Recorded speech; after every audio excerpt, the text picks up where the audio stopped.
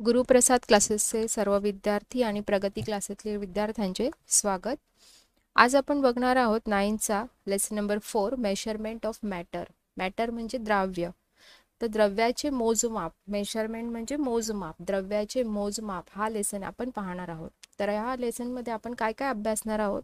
तर first is laws of chemical combination, म्हणजे रासायनिक संयोगांचे नियम काय काय आहेत ते अभ्यासणार आहोत. ॲटम म्हणजे अणू, अणूच्या शेप, मास, व्हॅलेन्सी बद्दल अभ्यासणार आहोत. आकार, वस्तुमान, संयुजा याच्याबद्दल अभ्यास करणार आहोत.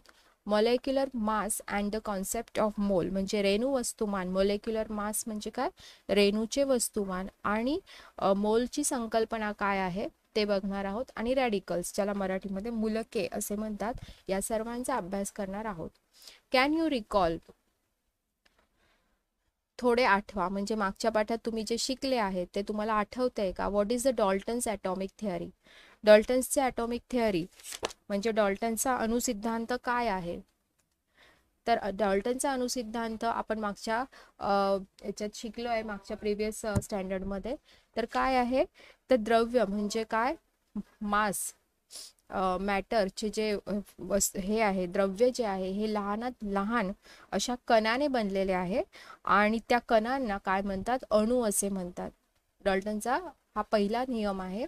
द्रव्य डॉल्टनचा जो अणुसिद्धांत आहे त्याच्यातलं पहिलं तत्व काय आहे त्याचं, की द्रव्य हे लहानात लहान कणाने बनलेले असून त्या कणाला अणू असे म्हणतात. आणि जो अणू असतो, जो सर्वात लहान कण असतो पदार्थांचा, हा याचं विभाजन करता येत नाही. हे तत्व त्यांनी त्याच्या ॲटॉमिक थिअरीमध्ये मांडलेली आहे डॉल्टनने. सेकंड क्वेश्चन विचारलाय की how are the compounds form, म्हणजे संयुगे कशी बनतात. तर मूलद्रव्यांच्या रासायनिक संयुगाने, एलिमेंट्स म्हणजे मूलद्रव्यांच्या रासायनिक संयुगाने संयुगे तयार होतात. आणि इथे तुम्हाला मॉलेक्युलर फॉर्म्युले विचारलेले आहेत, की salt, slack lime, water, limestone यांची रेणुसूत्र लिहा. तर कॉमन सॉल्ट किंवा वॉटरचं आहे H2O. कॉमन सॉल्ट म्हणजे आपलं जे मीठ खातो ते सोडियम क्लोराईड, आणि चुन्याची निवडी कॅल्शियम हायड्रॉक्साईड, हे असे रेणुसूत्र त्यांचे आहे, CaOH2 NaClH2O.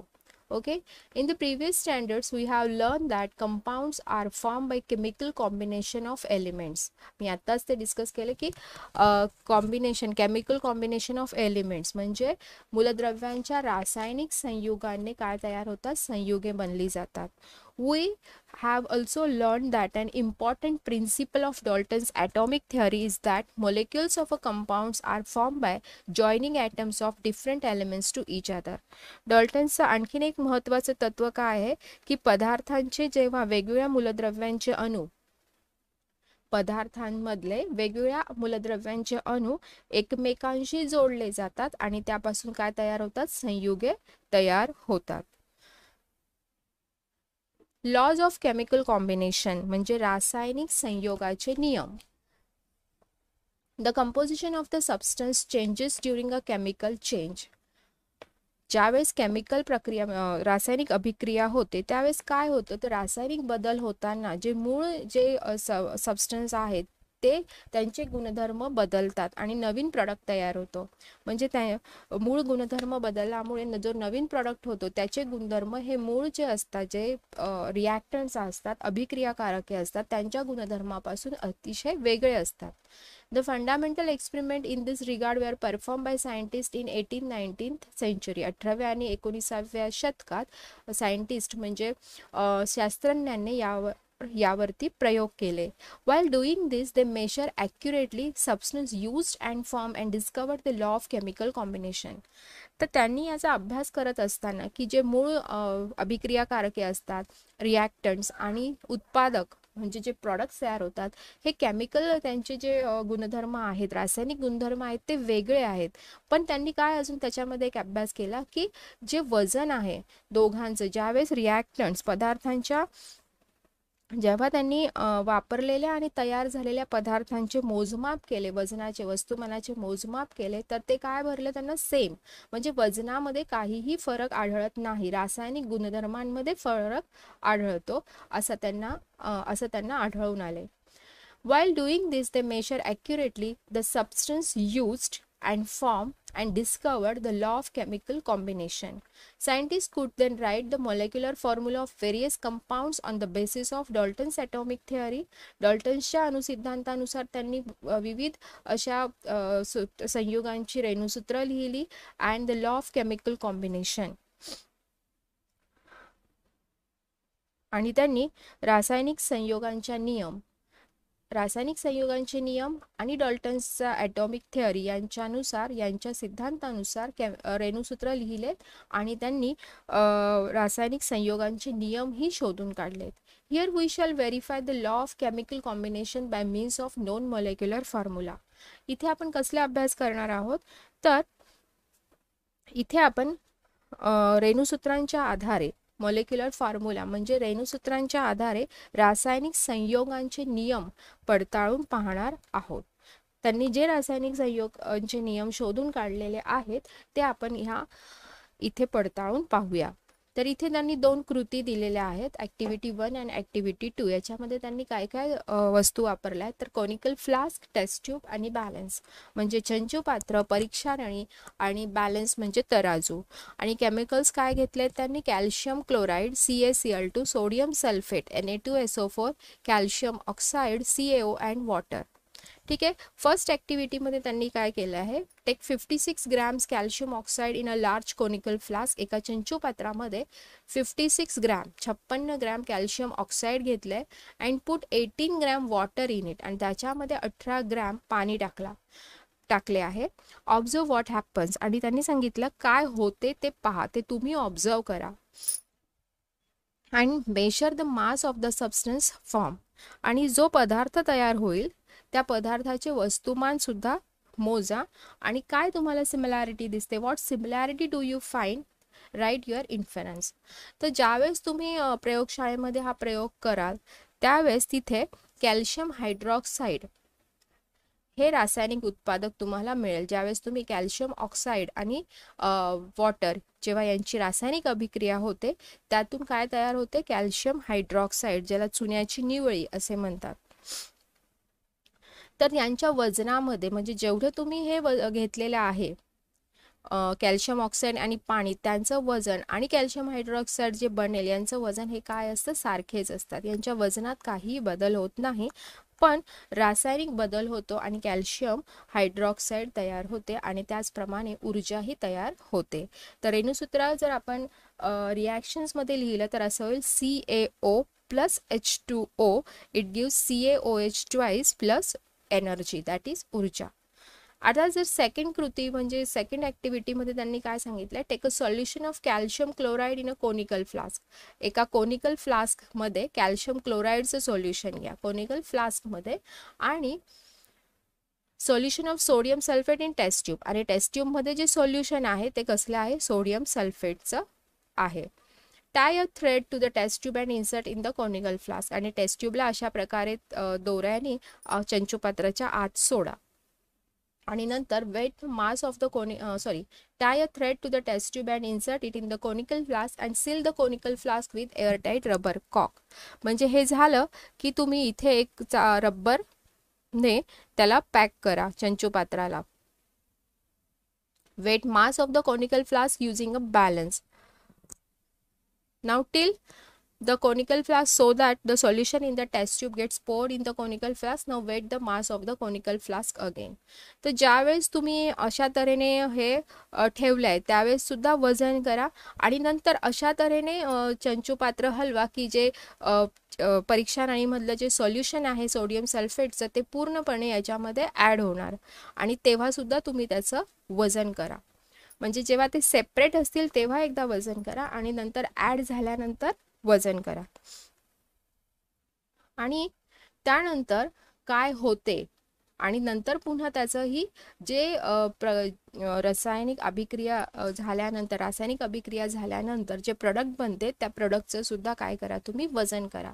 आता इथे तुम्हाला दिसतंय की दोघांचंही वजन जे आहे हे सारखं आहे.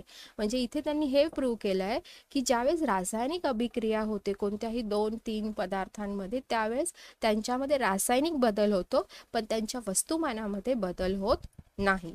यालाच म्हणतात law of conservation of matter म्हणजे द्रव्य अक्षयतेचा नियम. In the above activities, the mass of the original matter and mass of the matter newly formed as a result of chemical change are equal. म्हणजे आपण ह्या कृतीमध्ये काय शिकलो, तर जे मूळ द्रव्याचे वजन आणि रासायनिक बदलाने तयार झालेल्या द्रव्याचे वजन हे काय आहे, सारखेच भरते. In 1785, the French scientist Antoine Lavoisier inferred from his research that there is no rise or drop in the mass of the matter during a chemical reaction. तर हे जे शास्त्रज्ञ होते, फ्रेंच शास्त्रज्ञ लॅव्हाझिये, यांनी काय निष्कर्ष काढला की रासायनिक अभिक्रिया ज्यावेळेस होते, रासायनिक अभिक्रिया होत असताना द्रव्याच्या वजनामध्ये वाढ किंवा घट होत नाही. ठीक आहे. In a chemical reaction the total mass of the reactant is same as total mass of the product. तर हे रिॲक्टंट झाले, बरोबर. Sodium chloride calcium chloride, sodium sulphate हे रिॲक्टंट झाले आणि याच्यापासून काय तयार झाले, कॅल्शियम सल्फेट आणि सोडियम क्लोराईड तयार झाले, त्यांना प्रॉडक्ट असं म्हणतात. तर जेव्हा रासायनिक अभिक्रिया होते त्यावेळेस जे रिॲक्टंटचं पूर्ण वजन असतं हे प्रॉडक्ट्सच्या वजना इतकेच असतं, किंवा प्रॉडक्टचे जे वजन आहे ते रिॲक्टंटच्या वजना एवढंच असतं. म्हणजे रासायनिक अभिक्रियेतील जे अभिक्रियाकारके आहेत त्यांचं एकूण वजन आणि रासायनिक अभिक्रियेतून निर्माण होणाऱ्या उत्पादितांचं एकूण वजन हे सारखेच असते, ज्यालाच आपण काय म्हणतो, law of conservation of matter, यालाच द्रव्य अक्षयतेचा नियम असे म्हणतात. Okay. Now next, law of constant proportion म्हणजे स्थिर प्रमाणाचा नियम. म्हणजे पदार्थातले जे वस्तुमान हे कसं असतं, स्थिर असतं, कुठेही गेलं तरी स्थिर असतं, ते आपण इथे अभ्यासणार आहोत.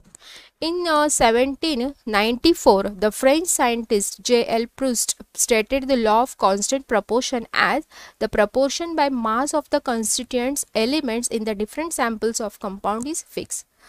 फ्रेंच शास्त्रज्ञ जे प्रूस्ट आहेत यांनी 1794 म्हणजे 1794 मध्ये हा सिद्धांत मांडला. त्यांनी काय सांगितलं की जे संयुग आहेत त्या प्रत्येक संयुगाच्या विविध नमुन्यांमधील जर घटक मूलद्रव्यांचं जे वजनी प्रमाण आहे ते स्थिर असते. म्हणजे कसं, जर पाणी घेतलं आपण, for example, proportion by mass of hydrogen and oxygen in water is obtain from any source 1:8. जर पाण्यातील हायड्रोजन आणि ऑक्सिजनचे वजनी प्रमाण 1:8 असते, कुठूनही घ्या, कुठल्याही ठिकाणातून तुम्ही जर पाणी घेतलं तर त्यांचं जे वजनी प्रमाण आहे ऑक्सिजन आणि हायड्रोजनचे ते वजनी प्रमाण 1:8 म्हणजे 1:8 असते. त्याचं म्हणजे काय की 1 ग्रॅम जर तुम्ही हायड्रोजन घेतला आणि 8 ग्रॅम ऑक्सिजन, तर यांच्या रासायनिक संयुगाने तुम्हाला 9 ग्रॅम पाणी तयार होते. This means that 9 gram water is formed by chemical combination of 1 gram hydrogen and 8 gram oxygen. Similarly, the proportion by mass of carbon and oxygen in carbon dioxide obtained from any source is 3:8.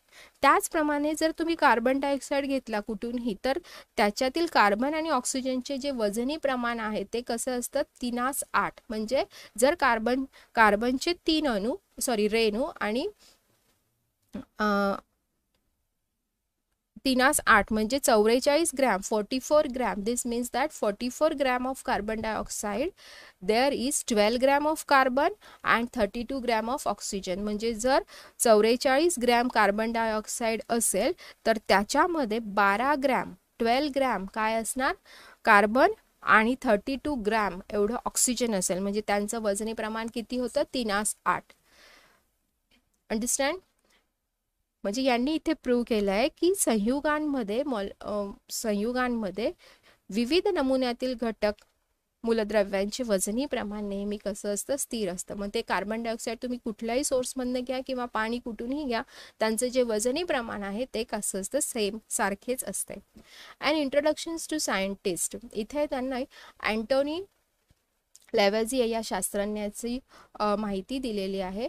यांचा जन्म 1743 मध्ये झाला आणि 1794 मध्ये मृत्यू झाला आहे. French scientist, father of modern chemistry, ज्यांना आधुनिक रसायनशास्त्रज्ञाचे जनक असेही म्हणतात. Substantial contributions in the field of chemistry, biology and economics. तर रसायनशास्त्रांमध्ये त्यांनी कामगिरी केलीच आहे, पण त्याबरोबर त्यांनी जीवशास्त्रात आणि अर्थशास्त्रात ही कामगिरी भरपूर अशी कामगिरी केलेली आहे. तर त्यांनी काय काय कामं केले ते आपण बघूयात. First is nomenclature of oxygen and hydrogen. तर ऑक्सिजन आणि हायड्रोजनला नामकरण दिले, म्हणजे यांची नावं ठेवले आहेत. Second, show that matter combine with oxygen during combustion. म्हणजे ज्वलनाच्या वेळेस नक्की काय होते, तर ज्वलनात पदार्थाचा ऑक्सिजनशी संयोग होतो, हे त्यांनी सिद्ध केले आहे. पदार्थाचा मॅटर कंबाईन विथ ऑक्सिजन, ज्वलनामध्ये पदार्थाचा कोणाशी संयोग होतो, ऑक्सिजनशी. Was the first to use accurate weighing techniques to weight mass of reactant and product in chemical reaction. रासायनिक प्रयोगामध्ये अभिक्रियाकारके, रिॲक्टंट्स आणि उत्पादिते, प्रोडक्ट्स यांचा अचूकपणे वजन करण्याच्या पद्धतीचा प्रथम वापर केला. Fourth, discovered that water is made up of hydrogen and oxygen. पाणी हे कशापासून बनले आहे, हायड्रोजन आणि ऑक्सिजन यांच्यापासून बनलेले आहे, याचा शोध या शास्त्रज्ञांनी लावलेला आहे. First writer of the law of conservation of mass in a chemical reaction. तर रासायनिक अभिक्रियेमध्ये वस्तुमान कायम राखले जाते या नियमाचे पहिले लेखन यांनी केलेले आहेत, लेवॉझिए या शास्त्रज्ञांनी. Assign systematic names to the compounds, for example sulphuric acid, copper sulphate, sulphide. तर ह्या संयुगांना व्यवस्थितरित्या नावे देण्याचं काम, पद्धतशीरपणे नावे सुद्धा त्यांनी दिलेली आहेत, जसं सल्फ्युरिक ॲसिडला, कॉपर सल्फेटला. Author the first book on modern chemistry, elementary treatise on chemistry 1789. 1789 मध्ये एलिमेंटरी ट्रिटाइज ऑन केमिस्ट्री हा आधुनिक रसायनशास्त्रातील ग्रंथ, पहिला ग्रंथ त्यांनीच लिहिला आहे आणि त्यांनी या मूलद्रव्यांवरही रिसर्च केला आहे. Oxygen, hydrogen, nitrogen, phosphorus, mercury, zinc आणि सल्फर. तर ही त्यांची कामगिरी आहे अँटोनी लेवॉझिए या शास्त्रज्ञाची. ओके, नेक्स्ट टॉपिकमध्ये आपण लॉ ऑफ कॉन्स्टंट प्रपोर्शनचं व्हेरिफिकेशन्स बघूया. थँक्स.